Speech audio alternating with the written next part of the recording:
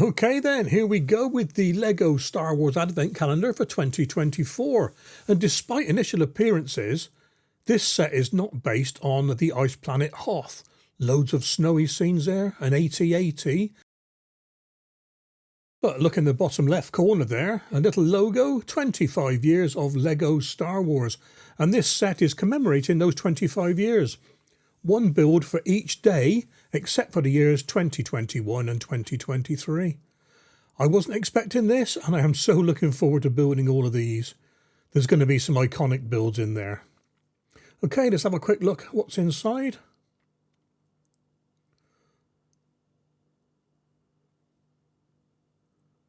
More Hoth. See, it's so confusing.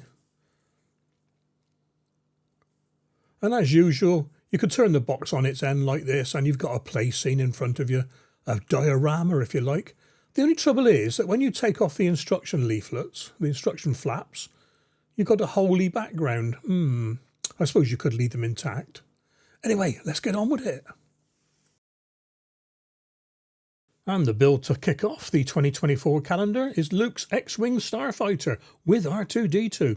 This is a mini replica of the first ever rendition of the X-Wing way back in 1999, set number 7140.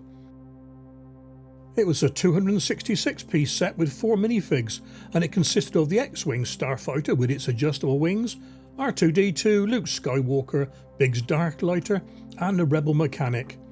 It's worth around £180 in new condition these days. Not a bad investment for the initial 25. In the Rebel fleet, pilots went by call signs, for example Gold 1, Gold 5, Red 1, Red 3, and Luke's call sign for the Battle of Yavin was Red 5.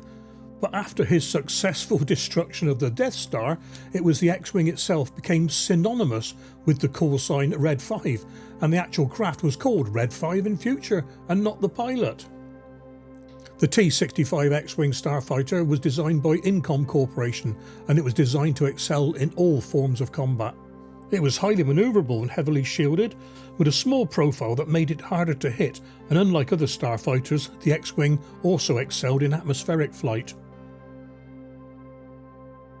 It had 2 pairs of wing-like strike foils, otherwise known as S-foils, mounted at the rear of the craft on opposite sides. Normally the foils on each side were locked in place flush against each other, but during combat these foils were folded out, and this gave the craft its distinctive X-like appearance when viewed from the front or the rear, hence X-Wing. Under the X-Wing was a cargo compartment, which was pretty handy for stuffing an overnight bag on trips to Dagobah, for example, a repulsor lift and 3 very reinforced landing legs to protect the craft from rough landings and takeoffs. Painted stripes on the rear of the S-foils identified each craft. The Starfighter was armed with 4 Taman Back KX-9 laser cannons placed at the tip of each wing. These cannons could be fired singly, in alternating pairs, or all at once. By default, the convergence, or the 0 point where the lasers would intersect, was set at around 500 metres in front of the X-Wing.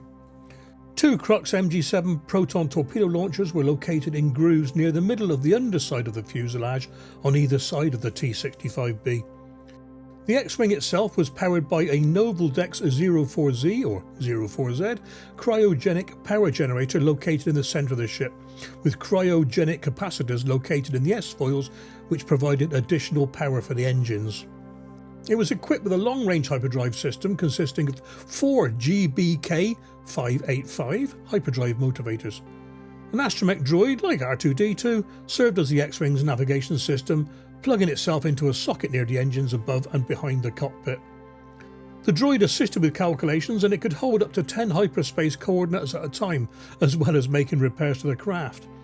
The droid was capable of assuming full control of the X-Wing if necessary, with or without a pilot. Pretty mean bit of kit.